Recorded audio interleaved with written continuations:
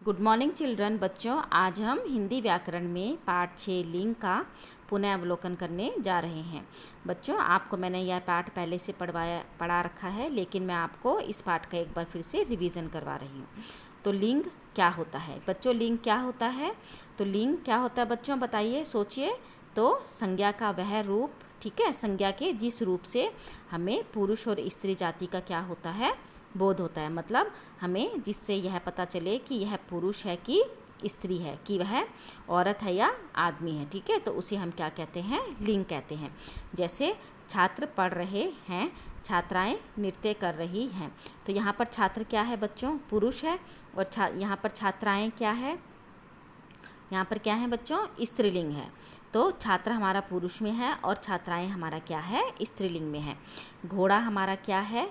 पुरुष है ना, पुरुष जाति में आता है। और घोड़ी हमारी किस में आती है? स्त्री जाति में आती है, ठीक है। लेकिन बच्चों, आप एक चीज़ का ध्यान रखेंगे हमेशा, जब भी हम पुल्लिंग से स्त्रीलिंग को चेंज करते हैं तो जो उसमें वाक्य में उसका क्रिया का रूप होता है वह बदल जाता है, उसे भी हमने बदलना है, ठीक है। अब जैसे यहाँ पर देखो, छात्र पढ़ रहे हैं, ठीक है, तो छात्र क्या कर रहे हैं? पढ़ रहे हैं, है ना, हमने रहे हैं लिखा है। अब हमने इन छात्र को पुल्लिंग में चेंज किया, हमने परिवर्तन किया, ठीक है। हमने क्या लिखा? छात्राएं, है ना। तो छात्र का पुल्लिंग क्या होता है? छात्राएं।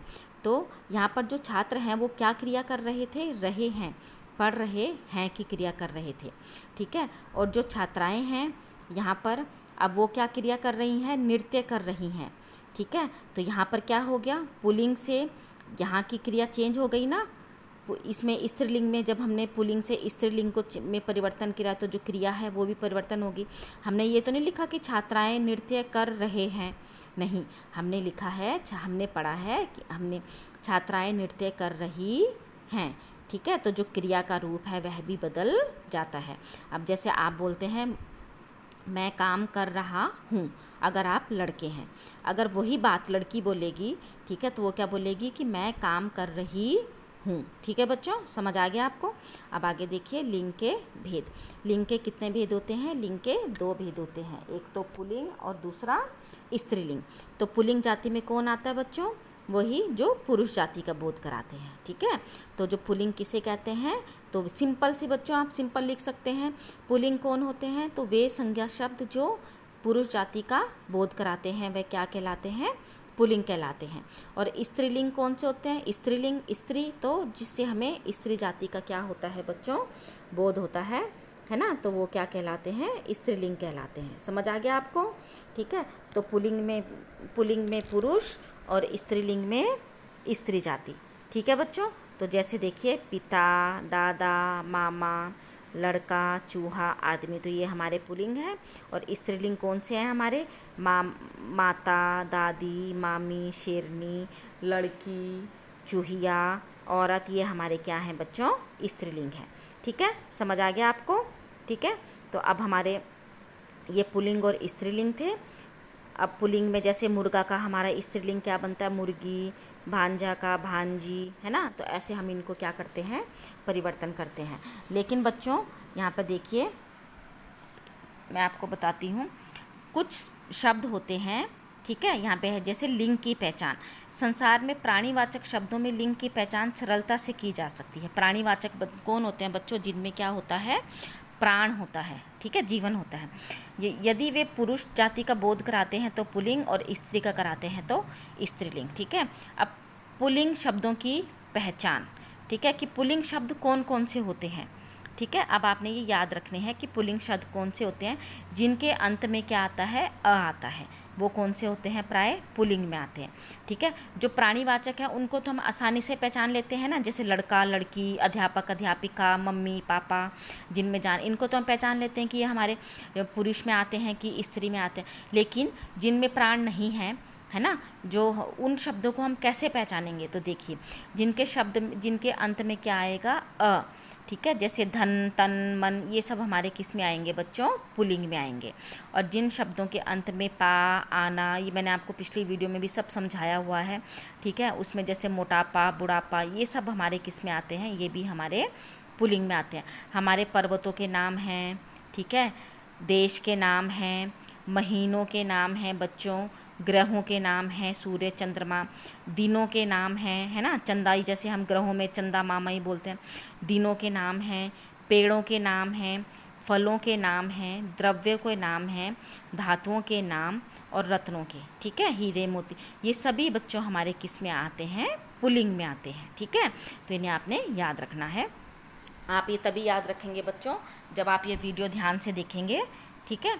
अब है स्त्रीलिंग। स्त्रीलिंग में क्या है, स्त्रीलिंग में ये तो हमारे पुल्लिंग में आए, स्त्रीलिंग में क्या आती हैं, हमारी भाषाएं, ठीक है, हमारी तिथियाँ, और जिन शब्दों के अंत में ई आए, बड़ी ई, द्रौपदी, सती, सावित्री, ठीक है, जिन शब्दों के अंत में आए, माला, निर्मला, जिनके अंत में ईया आए, जैसे लुटिया, चूहिया, ठीक है, और नदियों के नाम जिनके अंत में हट वट आता है, ठीक है, और जिनके अंत में आ, आस, आई लगा हो, तो ये हमारे शब्द क्या आते हैं बच्चों, स्त्रीलिंग में आते हैं, ठीक है। आगे देखिए, आगे में बच्चों अब कुछ शब्द होते हैं जो सदैव पुल्लिंग में प्रयोग किए जाते हैं, ठीक है, ठीक है, जिन पे जो प्राणीवाचक होते हैं वो केवल पुल्लिंग में, उनको हम पुल्लिंग में, पक्षी, तोता, चीता, भेड़िया, बिच्छू, बाज, कछुआ, खटमल, ये सब किस में आते हैं बच्चों, पुल्लिंग में आते हैं, ठीक है।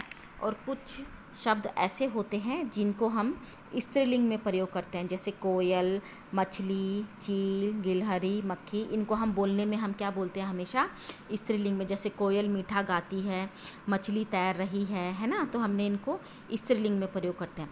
तो बच्चों जब भी हमने इनको पुल्लिंग से स्त्रीलिंग में परिवर्तन करना होता है तो हम इनके आगे नर या मादा लगा देते हैं, ठीक है। जैसे हमने अगर कोयल का लिखना है तो कोयल का लिखेंगे हम नर कोयल, नर मछली, नर भाई सॉरी बच्चों, मादा कोयल, ठीक है। पक्षी का लिखेंगे नर पक्षी, मादा पक्षी। तोता का नर तोता, मादा तोता, तोता का तोती नहीं बोलेंगे हम, है ना। चीता का चीती नहीं बोलेंगे, हम बोलेंगे नर चीता, मादा चीता। समझ आ गया बच्चों आपको, ठीक है। तो ये हमारा लिंग था। तो एक बार दोबारा रिवाइज करवा देती हूँ। पुरुष और स्त्री जाति का बोध कराने वाले शब्दों को लिंग कहते हैं, ठीक है। जो पुरुष जाति का बोध कराते हैं उसको हम पुल्लिंग कहते हैं, जो स्त्री जाति का कराते हैं उसको हम स्त्रीलिंग कहते हैं, ठीक है। और जब हम इनको परिवर्तन करते हैं तो उनका जो लिंग परिवर्तन करते हैं बच्चों, तो जो उनका क्रिया का रूप है वो भी क्या होता है बच्चों, क्या होता है, वो भी बदल जाता है, ठीक है। अब हमारा अगला पाठ है वचन। वचन किसे कहते हैं, ठीक है। तो वचन किसे कहते हैं बच्चों, मैंने आपको पिछली वीडियो में भी सब बताया है कि वचन क्या होता है हमारा। वचन किसे कहते हैं बच्चों, बताइए क्या होता है वचन। अब जैसे ये क्या है, एक पेंसिल है, मैंने आपको पहले भी समझाया है ना। ये एक पेंसिल है, यहाँ पे मैंने रख दिए बच्चों 1 2 3, ये बच्चों अब देखिए ध्यान से, ये एक पेंसिल है और ये कितने हैं, 1 2 3 4, ठीक है। तो इनसे हमें संख्या पता चल रही है ना। ये एक संख्या और ये कितनी है, 1 2 3 4। तो हमें जिससे हमें संख्या का पता चलता है उसे हम क्या कहते हैं, वचन कहते हैं, ठीक है। ऐसे शब्द जिससे किसी व्यक्ति, वस्तु, प्राणी अथवा स्थान की संख्या का बोध कराएं उसे हम क्या कहते हैं, वचन कहते हैं। जैसे लड़की खेल रही है, ठीक है। तो यहाँ पर क्या लिखा है, लड़कियाँ खेल रही हैं, तो यहाँ पे भी हमारा हैं के ऊपर बिंदी आती है, ये चेंज हो जाता है, ठीक है। मेज पर किताबें रखी है, तो ये एक किताब है, तो मेज पर किताबें रखी हैं, ठीक है। ये आपने ऊपर बिंदी लगानी है, ठीक है। तो इन वाक्यों में लड़की, किताब, छात्र एक एक संख्या का बोध करा रहे हैं और लड़कियाँ, किताबें, छात्राएँ एक से अधिक संख्या का बोध करा रहे हैं। तो ऐसे शब्द जिससे किसी व्यक्ति, वस्तु, प्राणी अथवा स्थान की संख्या का बोध होता है, ठीक है। संख्या, उसके बारे में हमें पता चले कि कितनी संख्या में है वो, ठीक है, उनको हम गिन के पता चले, तो ये हमारी क्या होता है बच्चों, वचन होता है, ठीक है। अब इसके भी आगे 2 भेद होते हैं, एक वचन और बहुवचन, ठीक है। अब एक वचन में कौन आएगा बच्चों, एक वचन एक से ही पता लग रहा है, जिससे क्या होती है, एक संख्या का बोध होता है, ठीक है, उसे हम क्या कहते हैं, एक वचन कहते हैं, ठीक है। और बहुवचन क्या होता है, जिससे हमें क्या होता है बच्चों, बहुवचन में क्या होता है, जिससे हमें, बहुवचन में हमें बहुत उसका पता चलता है, ठीक है, एक से अधिक का। बहु मतलब बहुत का पता लगता है, एक से अधिक का बोध होता है, उसे हम क्या कहते हैं, बहुवचन कहते हैं। जैसे कुत्ते, केले, मालाएं, इससे हमें बहुत सारे उसका पता चल रहा है ना, तो ये हमारा क्या कहलाता है, बहुवचन कहलाता है। तो एक वचन में एक और बहुवचन में बहुत सारे, जैसे रुपया, रुपये, बच्चा, बच्चे, तोता, तोते, है ना, तो ये सब हमारे वचन हैं। तो बच्चों समझ आ गया आपको ये, ठीक है। तो ये हमारे एक वचन में है। तो एक बार देखिए फिर, जो शब्द किसी व्यक्ति, वस्तु, प्राणी, संख्या का बोध कराते हैं वचन कहलाते हैं। तो अब आप मुझे बताइए, वचन के कितने भेद होते हैं, कितने होते हैं वचन के, 2 भेद होते हैं, ठीक है, एक वचन और बहुवचन। तो जिससे हमें एक संख्या का बोध होता है उसे हम क्या कहते हैं, उसे हम एक वचन कहते हैं, ठीक है। और जिससे हमें एक से अधिक संख्या का बोध होता है उसे हम क्या कहते हैं, उसे हम बहुवचन कहते हैं, ठीक है। तो ये हमारा एक वचन और बहुवचन था, ठीक है बच्चों। तो आपने लिखना है आगे, ये इसमें देखिए जो आपको अभ्यास कार्य दिया गया है, इसका बहुवचन माता का क्या लिखेंगे आप पुस्तक में करेंगे, माताएं, है ना, बेटा का बेटे, ये आप अपने आप करेंगे, ठीक है। अब यह है इनका एक वचन बदलना है। पुस्तकें का क्या लिखेंगे बच्चों, पुस्तक। चिड़िया, तो इसका क्या लिखेंगे हम, चिड़िया, ठीक है बच्चों, है ना। अब यहाँ पर आपने सामने दिए गए शब्दों की सहायता से रिक्त स्थान भरिए, ठीक है। अब इसमें शब्द दे रखे हैं हमें, जैसे बच्चा, तो यहाँ पर क्या है, बच्चे, यहाँ पर देखो है, ठीक है, तो यहाँ पे बहुवचन में है, तो बच्चे कूद रहे हैं, ठीक है। कमरे में क्या है, कुर्सी पड़ी है, ठीक है। तो ये आपने अपने आप करना है। अब जैसे ये मेज़ पर किताब रखी है, तो मेज़ पर इसका हमने अशुद्धान, यहाँ पर देखो हैं बच्चों, हैं जो होता है ये बहुवचन के लिए लगता है, ठीक है। तो यहाँ पे हमने किताब का क्या लिखना है, किताबें रखी हैं।